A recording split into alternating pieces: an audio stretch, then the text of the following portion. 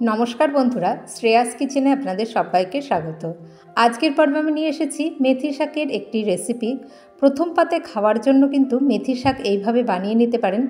तबे प्रथम पाते खावार जोन्नो बानालेও पुरो भातटाई किन्तु एइभावे बानानो रेसिपि दिये खाওয়া হয়ে যাবে। चलुन देखे निই रेसिपिटी। এই রান্নাটা আমি করছি সরষের তেলে।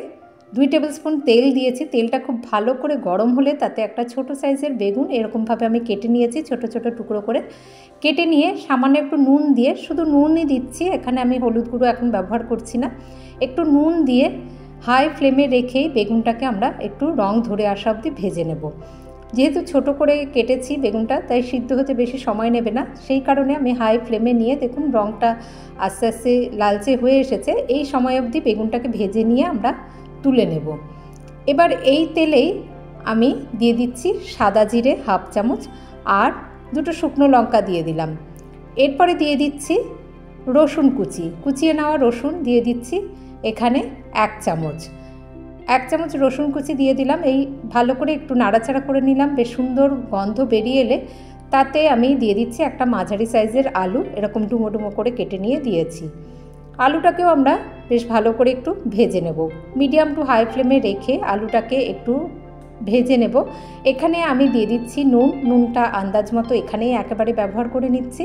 আর দিয়ে দেব একটু হলুদ গুঁড়ো, হাফ চামচ থেকেও একটু কম হলুদ গুঁড়ো দিলাম।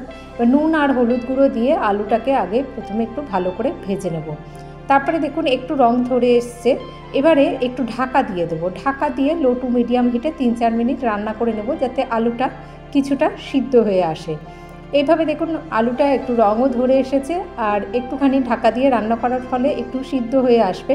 এবারে এখানে দিয়ে দিচ্ছি একটা ছোট সাইজের টমেটো। এবারে টমেটোটাও একটুখানি আমরা এরকম ভাজা ভাজা করে নেব, একটু নরম হয়ে যাওয়া অবধি। এখানে আমি গুঁড়ো মশলা ব্যবহার করে নিচ্ছি। গুঁড়ো মশলা দিয়ে দিচ্ছি 1 চামচ ধনে গুঁড়ো আর হাফ চামচ লঙ্কার গুঁড়ো, হাফ চামচ কাশ্মীরি লঙ্কার গুঁড়ো। এবার গুঁড়ো মশলাটাকেও ভালো করে একটু কষিয়ে নেব যতক্ষণ না এর কাঁচা গন্ধ চলে যায়। এর ফলে কি এই টমেটোটাও দেখুন আস্তে আস্তে আমাদের একটু নরমও হয়ে আসবে। এবার এখানে দিয়ে দিচ্ছি সামান্য একটু জল, হাফ কাপ মতো জল দিয়ে দেব। দিয়ে তারপরে ঢাকা দিয়ে আবার মিডিয়াম টু হাই ফ্লেমে রেখে 3 মিনিট রান্না করে নেব। তাহলে আমাদের গুঁড়ো মশলাটাও কষানো হয়ে যাবে আর টমেটোটাও বেশ নরম হয়ে আসবে। আর এই সময় আলুটা একেবারে দেখে নেব যে আলুটা কিন্তু সিদ্ধ হয়ে এসেছে কিনা। দেখুন আলুটা একদমই সিদ্ধ হয়ে এসেছে আর টমেটোটাও বেশ নরম হয়ে গিয়েছে। এখানে আমি এবার দিয়ে দিচ্ছি মেথি শাক। মেথি শাকটা আমরা এরকম একটু ছোট করে কুচিয়ে নিয়েছি। মেথি শাক দিয়ে দিলাম। শাকের পরিমাণ আপনারা কম বেশি ব্যবহার করতে পারেন। এইভাবে রান্না করলে এর রেসিপিটা এত স্বাদের হয় আর এর গন্ধটাও যেমন খুব সুন্দর হয় আর খেতেও কিন্তু দারুণ লাগে। এইভাবে দেখুন 5 মিনিট আমরা এই লো টু মিডিয়াম হিটে রেখে মেথি শাকটা দেওয়ার পরে রান্না করে নিলাম। আর আমি ঢাকা দিলাম না, যেহেতু আলুটা সিদ্ধ হয়ে গিয়েছে। শাকটা একটু মজে আসার পরে এই ভেজে রাখা বেগুনটাও দিয়ে দিলাম। সব মিলিয়ে আমরা 5 মিনিট মতো রান্না করে নিয়েছি।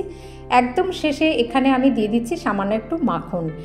এই রান্নাটা এইভাবে রান্না করলে একদম কিন্তু তেতো লাগে না। আর বললাম প্রথম পাতে খাওয়ার জন্য বানিয়ে নিলেও এইভাবে বানানো মেথি শাক দিয়ে কিন্তু পুরো ভাতটাই খেয়ে নেওয়া যায়। গরম ভাতে এই রকমভাবে বানানো মেথি শাক একবার ট্রাই করে দেখবেন, পুরো ভাতটাই কিন্তু খাওয়া হয়ে যাবে। রেসিপিটি এইভাবে ট্রাই করবেন, আশা করি আপনাদের ভালো লাগবে। ঢাকা দিয়ে একটু স্ট্যান্ডিং টাইমে রেখে দিলাম 2-3 মিনিট, তারপরেই আমরা এটা পরিবেশন করে দেব। এর গন্ধটাও এত সুন্দর আসে, মানে মনে হয় এই দিয়েই কিন্তু পুরো ভাত খেয়ে নিই।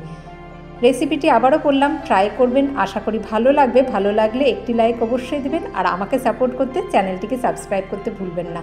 আর যে সকল বন্ধুরা আমার পাশে আছেন তাদের অসংখ্য ধন্যবাদ জানিয়ে আজ আসি। ভালো থাকবেন সকলে, ধন্যবাদ।